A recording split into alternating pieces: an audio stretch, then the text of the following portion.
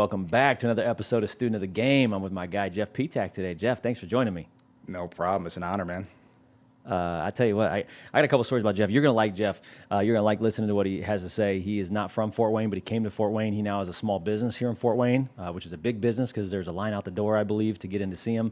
We're going to talk about Jeffrey Benjamin Hare, but if you just Google Jeff Ptak, and that's spelled P-T-A-K, there's some interesting facts. Jeff, true or false, at 17 years old, you were on the USA Junior National Team? True. Okay. Freshman of the Year in the MIVA? That would be true. Okay. Player of the Year in 2003. That's true. All-American in 2003. True. Part of the 1999 Final Four men's volleyball team. That is true. Over 1,500, almost 1,600 career kills, top 5 kills at IPFW, and holds the NCAA record for kills in a match? I think so.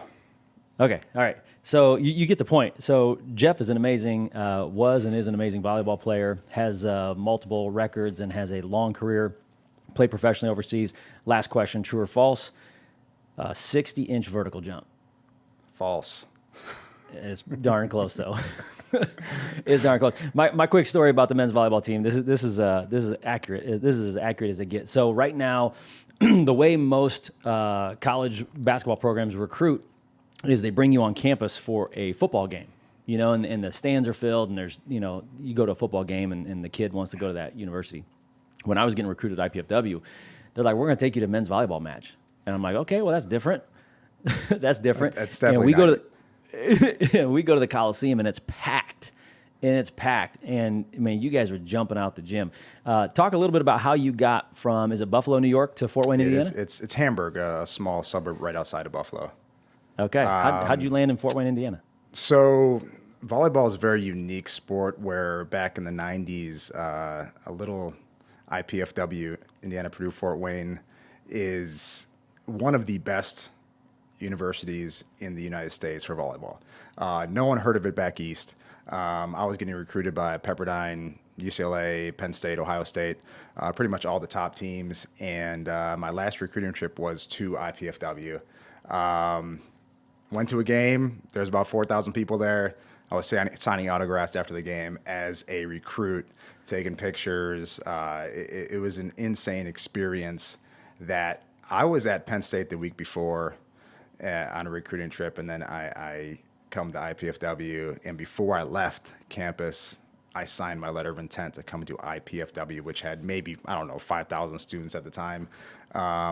For me, it was the greatest choice ever because that first year, we ended up beating every school that I went to on a recruiting trip. We came in third in the country. It led me to just a career that I could never imagine as a kid. And I came to Fort Wayne, Indiana, instead of Malibu Beach, California, Penn State, UCLA, Ohio State. And it was a great decision. Everyone thought I was crazy, but for me, it was a great decision. That's awesome. We're not going to throw any shade on Pepperdine. I'm sure it's beautiful out there, but oh, man. You chose IPFW, and then you ended up beating them. Right, correct. Talk about your professional career a little bit because it's a little different. So you played, quite a few years, but you also had multiple seasons in different countries. What are some of the countries that you remember playing in? I played in Italy, Cyprus, Russia, Brazil, Puerto Rico. I was in the UAE. I was in Bahrain. And I think that's it. If I leave any out, I apologize to those teams in those countries. Yeah. Amazing experience. Probably culturally they were different, right? Like, did you learn anything? Like, what was the coaching? I remember we've had a couple professional athletes on the pod before, and they talked about how different cultures coach differently. Like, some are a little more laid back, some are extremely hyper detailed. I mean, what was your experience when it came to different cultures? I'd say most definitely. For me, the biggest difference in culture was actually just not even just the sport, but the way of life. In that country, what you ate, what you did on your downtime. I was lucky enough to live in some beautiful countries, played for some amazing teams, and my favorite part was just kind of getting to know these people and their families, and just that everyone is different, but the bottom line, we just all want to be happy and get along and work hard. I had such a great experience. I couldn't thank these people enough. Even when we had some issues. I left on good terms every year. So, you know, there might have been some money issues at the end of the year, but everything was all good after a few months. But I've kept in good ties with everybody. So it was, I'm extremely lucky.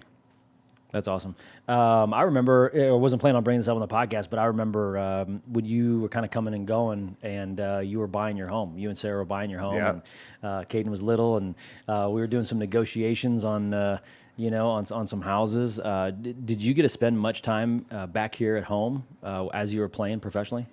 So I'd be overseas for about 7 to 8 months, and then I would come home for a couple months, and then I would go play in Puerto Rico. Puerto Rico had a summer league season, which was about 3.5, 4 months long. So I'd spend about a month to a month and a half in the United States per year. And that kind of takes a toll on you with the family, but sure. it was worth it. It was amazing. But yeah, I would say, about a month and a half to 2 months in a year, I was at home. Coming back and forth, yeah. That's the grind of a professional athlete, playing in multiple countries and, trying to find your next contract. But speaking of contracts, I remember one of your sales on your home. We got multiple offers. I don't know if you remember this, and you came to the office.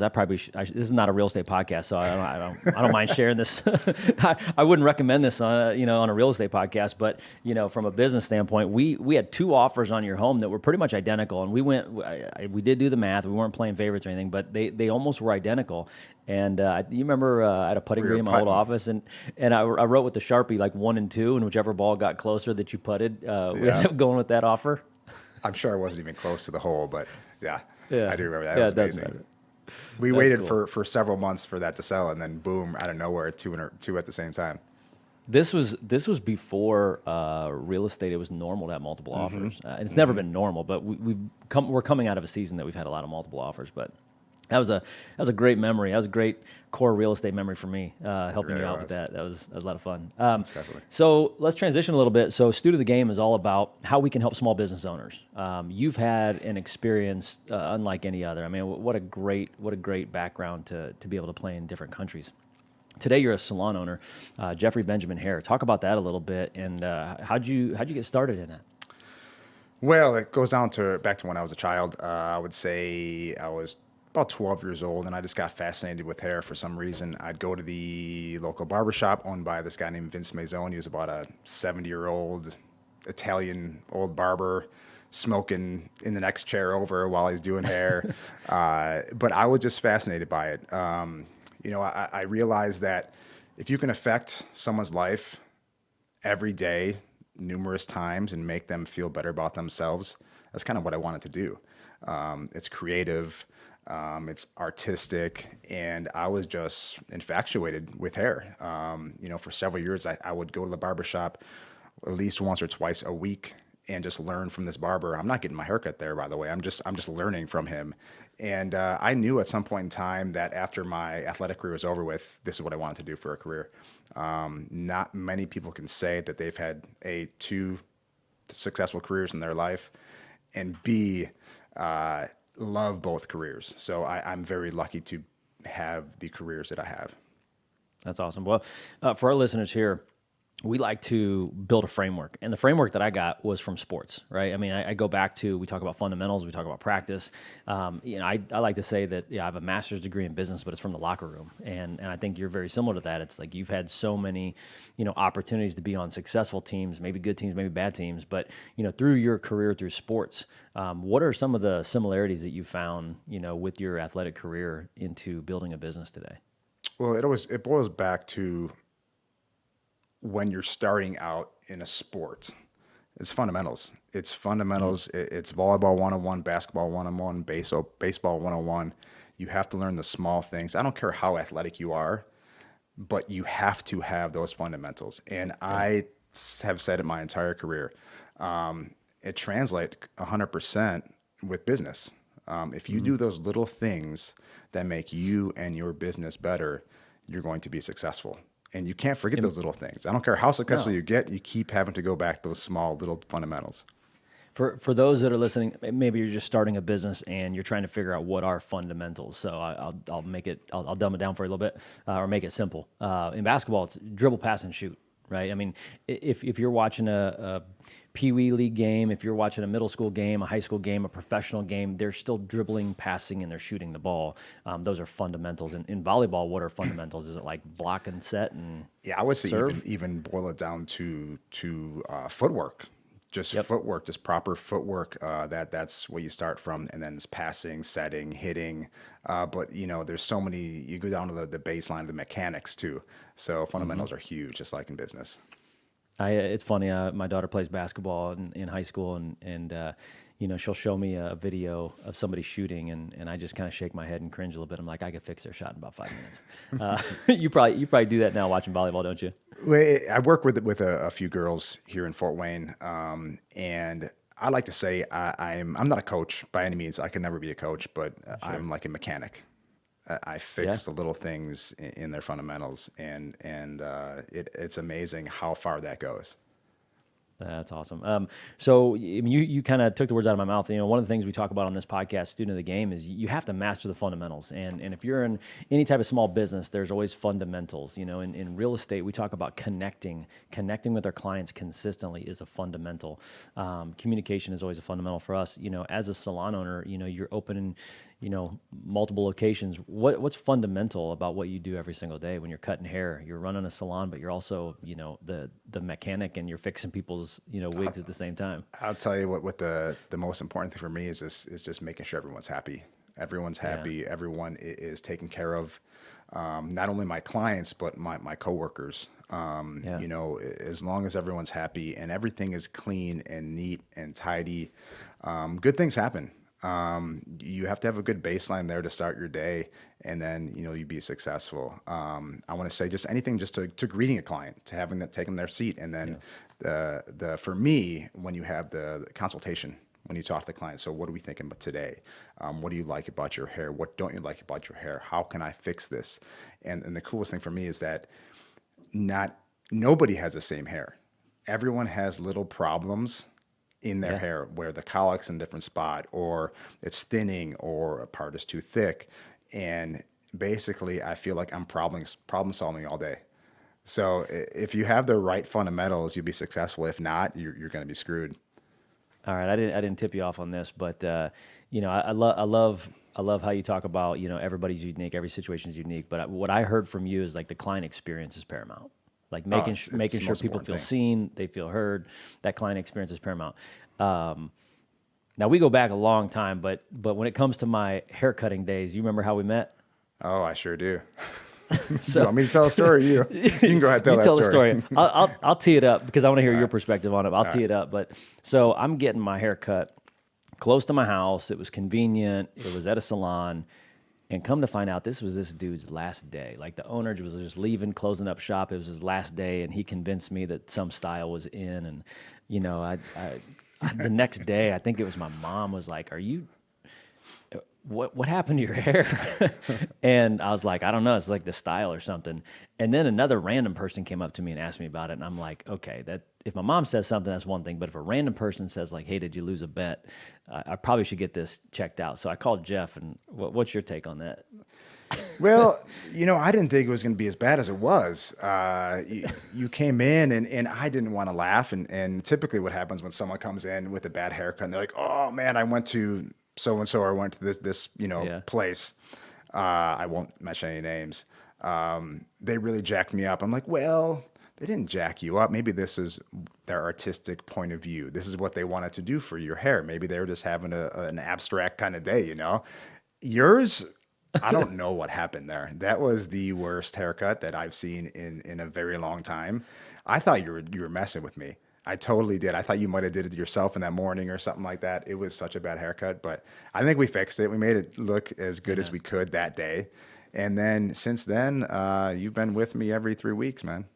It's been good. We've changed it up. I'm excited to get in here shortly, but I keep telling Jeff I'm gonna keep coming to you till I don't have any hair to cut. So I've been enjoying my experience as well. We're about a week overdue, so don't take it. Absolutely, yeah. So if you're watching on the pod, we're about a week overdue. However, if you are watching on the pod, visualize this. So this dude cut a line in the back of my head, shaved it from halfway down, like it. it was so bad. Halfway down, I was buzzed, and the other half, I mean, it literally was It was like a bowl. It was a bowl. it was a, you can see, yeah, it's the modern day bowl cut. It literally It was. was. It was terrible. All right, mastering the fun. Sorry, side note. That was exciting. Mastering the fundamentals. You talk about the client experience. Falling in love with practice. What's the practice like? What's the grind for you? I mean, I was thinking about a couple things, before we hit record. What are the things that you love to do that nobody knows or nobody sees? Because I think here are some similar phrases that I've heard a lot, like, "Oh, I'm overwhelmed," or "Oh, it's I got to deal with these problems." Every business has challenges. But I think ultimately to be successful, you just got to fall in love with the things that are behind the scenes. Like, I got to imagine, how many times have you come in and your clippers aren't charged or something like that? Like, what are the little things that you do that you love to tinker with that nobody knows goes on That's kind of funny because you mentioned the clippers. I love taking apart clippers and cleaning them out. It's something just calming about it, right? So you're supposed to take them out, clean it up, and then put it back and then readjust the blades. And that's time consuming. But for me, I find peace with that. Mm-hmm. The other thing I really love is when I get a new client, that's when I get jazzed up because I have so many clients and usually I can go a month without having a new client because everyone has appointments, everyone's booked. Yep. But when, let's say you cancel, for example, someone sneaks in there who I have never seen before, and getting that new client and challenging myself with a head of hair that I've never cut before, I only have 45 minutes to do it, and giving them a badass cut, that for me is so fulfilling. And I look forward to that all the time. When I see someone new on my schedule, I'm like, yes, okay, let's roll. That's dope. For us, the similarity would be, we get, out of the couple hundred families we serve every single year, we do get a handful of people that are like, oh yeah, I've bought or sold a home before. I know how this works. Right? I know how this works. I've done this before. Well, same to you. Like somebody coming to you, it's like it's not their first haircut. They've gotten their haircut before. It's just the first time with you.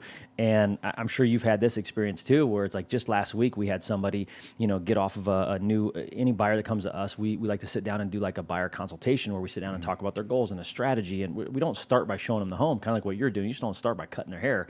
And we got done with that. And they're like, we've bought several homes. This is the most reassured we've ever felt because we trust you. Like we built that trust. Is that kind of like, right when somebody sits down, are you taking a little time to build that trust and rapport with them before you just get after the cut? I don't want to be a number. Okay. I mean, there's so many stylists, so many barbers in any given city there is. I mean, just in Fort Wayne, we have 270, 280 some salons, right? Which is kind of amazing for the capital of people. So you're going to sit down, I'm going to talk to you, see, hey, where do you usually get your haircut at? Okay. What do you like or dislike about this place you typically go to? Why are you leaving them to come see me? How did you hear about us? Okay. you didn't have to ask me about that question. You could see my hair. Exactly. And then my problem is a lot of some of these chain, salons, you're supposed to be done with a haircut in 12 minutes. 12 to 15 minutes. I don't know how you can create any kind of rapport with somebody. It's impossible. So for me, like I said, I don't want to be a number, right? I want to be an important part of your life. I want to be the guy that you go to and have, let's say you're having, you're going to get married. How many people I've cut who are getting married? It's so exciting, right? You have a job interview. You have a first date. I want to be the reason why you land that job, or you keep dating this female or this male, whatever it is. I just love that. I love being a part of people's lives and affecting them in a positive manner. I remember when we did our 20th anniversary party, and I'm like, man, the thing that have to happen. I got to get a cut by Jeff before this party. Had to. Right. It was the day before, right? I think. Yeah, day before. And then during COVID, you came over to the house, man. We lined you up, cut a couple people during COVID. What was COVID like? Because that's a business conversation. Everybody deals with challenges and setbacks. What was it like for you, cutting hair during COVID? COVID was tough for those 9 weeks that we were down, right? Because we couldn't work for 9, 10, 12 weeks, something like that. And that was wild. That was a time that I was supposed to be opening my salon. So I was stuck. I didn't know what to do.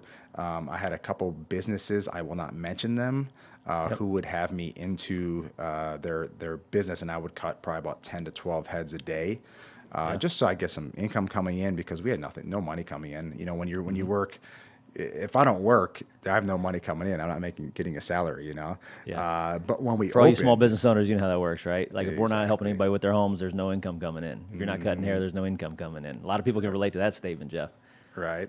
And so I was ready to open. I left my previous salon, and so I needed to open the salon. And finally, as soon as they lifted the mandates up, we're allowed to open the very next week that we opened our doors. And people were like, oh man, it must have been crazy or difficult to open during COVID. I'm like, no, people needed haircuts. They went 9, 12 weeks without getting a haircut, and I had to line out the door.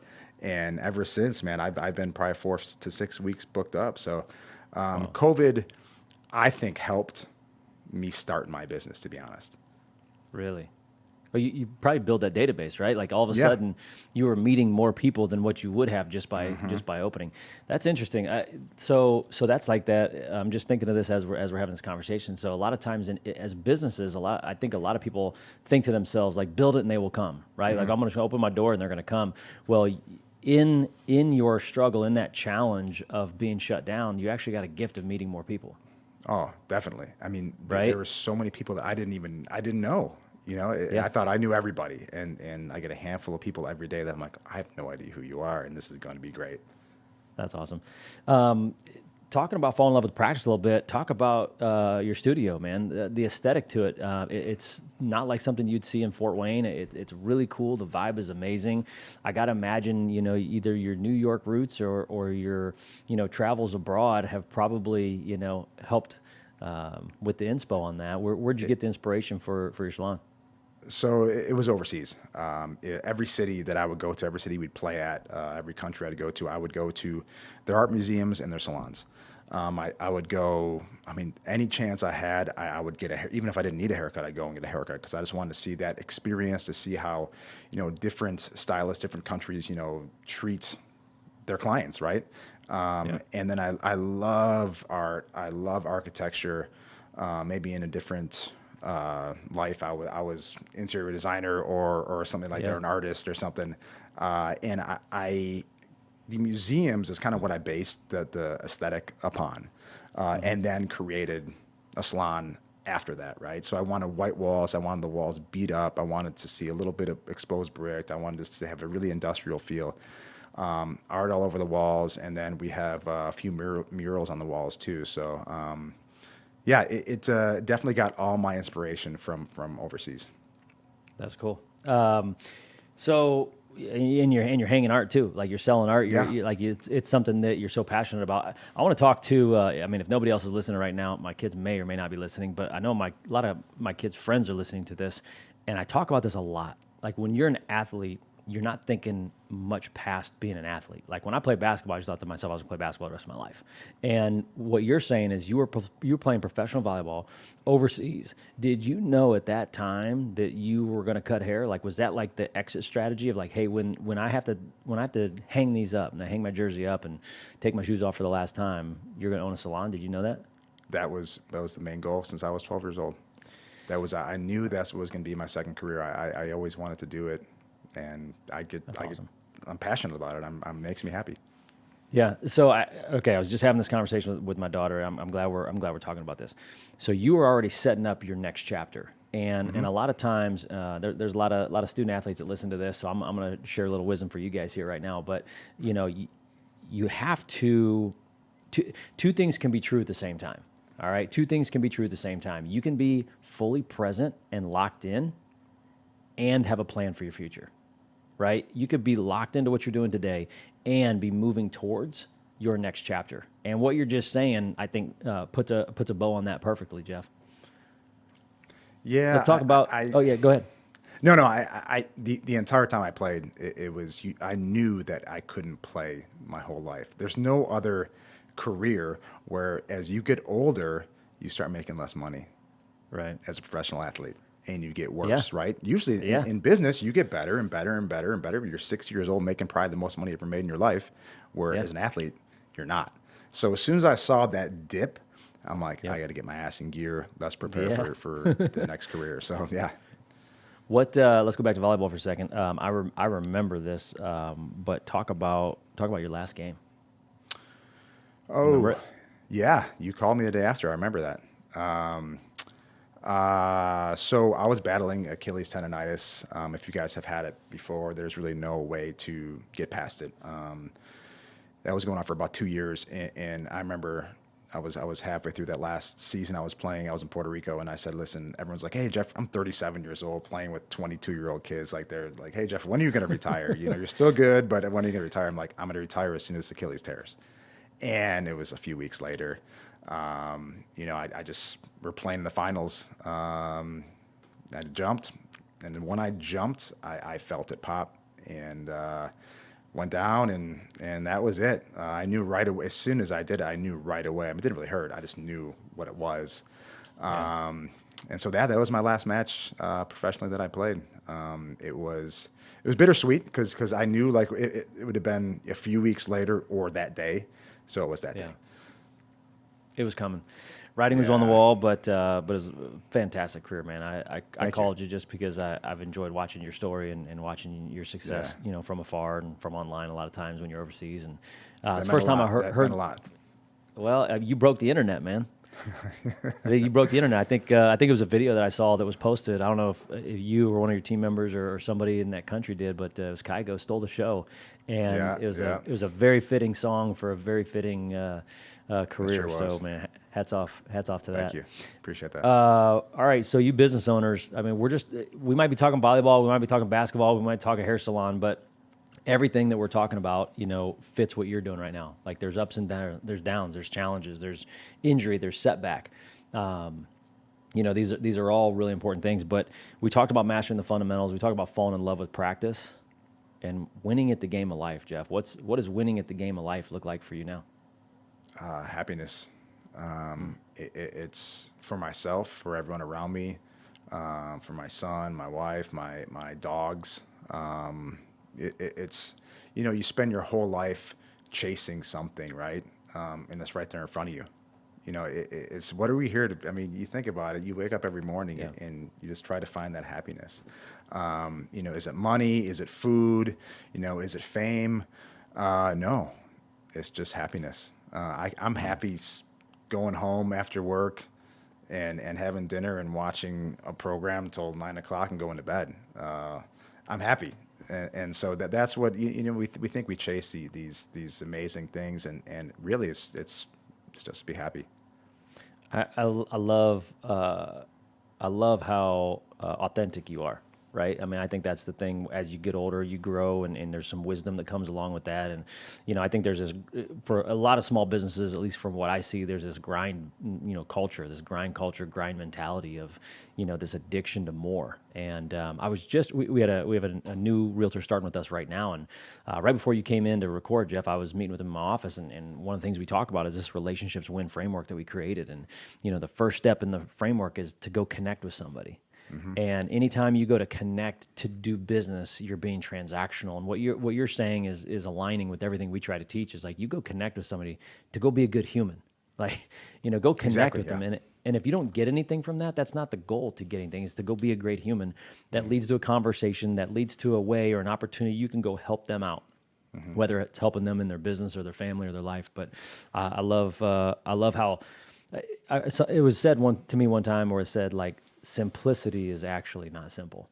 Like to have the life that you're talking about right now is actually really hard to do. So it is. Well done. Sure is. Well done for the work that you've done on that. So before we wrap this up, how can people get a hold of you? I mean, you still taking clients? I do. Taking new appointments? You can find our website, jeffreybenjaminhair.com. I have 2 locations.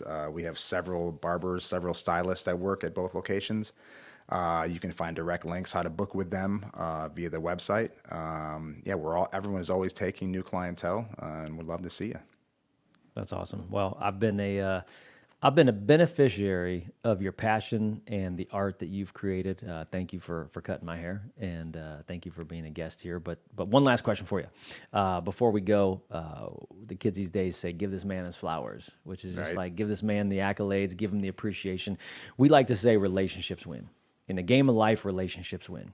You've played in a bunch of different countries and have built some amazing relationships, and I'm sure you're still benefiting from that. But in your life today, who do you want to send some flowers to? Who's somebody that has gotten you to where you are today?